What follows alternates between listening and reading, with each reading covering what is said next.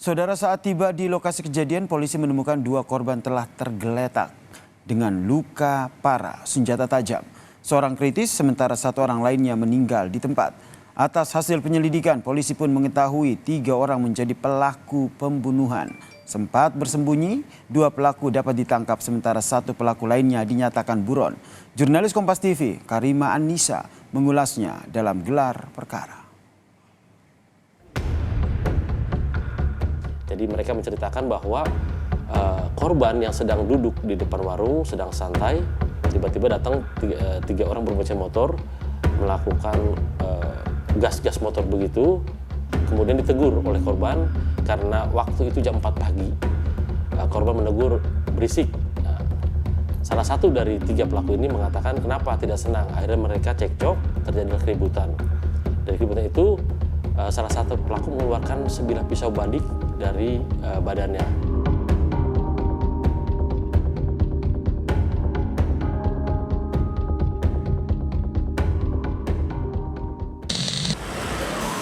Disinilah tempat terjadinya pembunuhan, tepatnya di Koja, Jakarta Utara. Hal ini bermula dari salah seorang pembeli rokok yang menegur 3 pemuda lainnya yang dirasa telah mengganggu ketertiban di jalan. Lalu 3 pemuda tersebut tidak diterima atas teguran itu. Lalu tanpa berpikir panjang, 3 pemuda tersebut langsung mengeroyok sang penegur tadi. Melihat adanya kericuhan dan keributan yang terjadi, datanglah salah satu penegur lainnya yang mencoba untuk melerai kericuhan tersebut. Tetapi nasib berkata lain, justru sang pelerai tewas di tangan pelaku. Sampai saat ini terdapat 3 pelaku. 1 di antaranya statusnya masih DPO atau buron dan pihak kepolisian masih mencari keberadaannya. Selanjutnya, bagaimana perkembangan penyelidikan dan juga pencarian dari pihak kepolisian terkait kasus pembunuhan ini? Tetap bersama kami di Gelar Perkara. Warga Koja, Jakarta Utara dikejutkan dengan kasus pembunuhan yang menimpa seorang pria awal September lalu. Peristiwa tragis ini terjadi setelah korban menegur para pelaku yang berbuat gaduh di lokasi kejadian. Tidak terima, pelaku yang berjumlah 3 orang menyerang dan menganiaya 2 orang korban. Tak berdaya, seorang korban meninggal di tempat dan 1 orang lainnya mengalami luka-luka. Tentu saja banyak hal yang harus kita cermati atas kejadian pembunuhan ini. Salah satunya adalah keterangan dari warga sekaligus teman dekat dari korban yang tewas. Lalu bagaimana keterangan dari warga tersebut atas kejadian hal ini? Kita simak bersama-sama sebagai berikut ini. Kami mencoba menanyakan warga sekitar guna mengetahui malam terjadinya pembunuhan.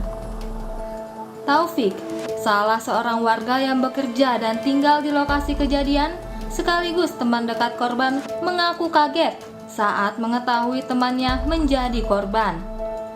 Taufik mengatakan dirinya baru mengetahui korban meninggal setelah ramai di media sosial dan penuturan warga sekitar. Oke, Bang Taufik di sini sebagai siapa, Bang, temannya korban ya? Temannya korban selaku sahabatnya juga, teman dekat. Udah temenan berapa lama, Bang? Udah lama, dari zaman waktu masih sekolah SMK Perguruan Cikini sampai sekarang pun juga masih berteman. Ini maksudnya korban yang meninggal atau hidup, Bang? Yang meninggal dunia.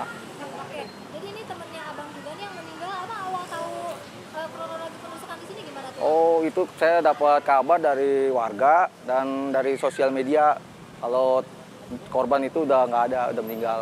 Dan saya pun juga kaget kalau kagak tahunya itu teman dekat saya ataupun sahabat saya. Jadi pas nyampe sini kondisi udah bersih ya? Udah nggak ada, Mbak. Udah benar-benar nggak ada sama sekali nyawa. Nah, terus abang ini teman abang nih apakah orangnya emosian, temperamental gimana, Bang? Nggak ada. Orangnya mah biasa aja, kalem. Baik orangnya kok. Nggak aneh-aneh, nggak macam-macam.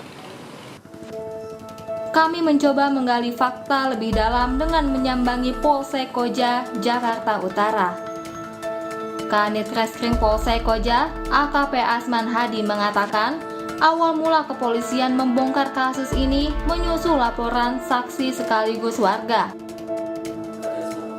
Saksi mengatakan, kejadian berlangsung jelang subuh sekitar pukul 4 pagi. Saya dapat jelaskan atau ceritakan pada saat kejadian saya mendapat telepon sekira jam 4 pagi dari saksi yang kebetulan menjadi saksi kunci kami. Keberadaan dia ada di TKP dengan korban dan para pelaku. Dia memberitahukan kepada saya bahwa ada kejadian keributan di depan warungnya. Atas informasi tersebut, saya berikut anggota Opsnal Polsek Koja segera mendatangi TKP. Sesampainya di TKP, saya melihat 2 orang korban sudah bersimbah darah, tetapi masih dalam keadaan hidup. Yang satu kritis dan yang satu masih bisa saya tanya-tanya atau saya interogasi. Yang satu lagi? Sedang satu kritis, jadi sempat masih ada napasnya, tidak selang berapa lama korban ini meninggal dunia di lokasi TKP. Karena saya melihat di TKP banyak darah yang keluar dari tubuh korban. Jadi bisa dibilang kalau korban yang meninggal ini karena pendarahan ya Pak ya? Nah yang ditemukan dari pihak rumah sakit itu pendarahan seperti apa tepatnya dan karena apa? Jadi setelah di TKP kami menghubungi pihak medis atau ambulan untuk segera melarikan ke rumah sakit. Setelah di rumah sakit baru kita ketahui bahwa korban yang meninggal dunia ini mengalami luka tusuk di bagian paha sebelah kiri. Setelah itu kemudian kami bawa jenazah korban ke Rumah Sakit Kramat Jati untuk dilakukan otopsi. Keterangan lain yang disampaikan pihak kepolisian, motif pelaku membunuh korban adalah karena pelaku tidak terima ditegur karena motor yang dipakai mengganggu kenyamanan di sekitar lokasi kejadian.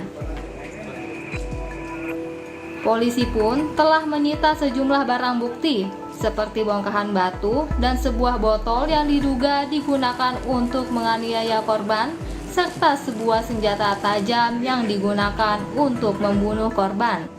Barang bukti lainnya dong? Adakah pisau atau seperti apa yang Bapak? Untuk di TKP kami menyita batu yang dibuat memukul kepada korban, terus pecahan botol.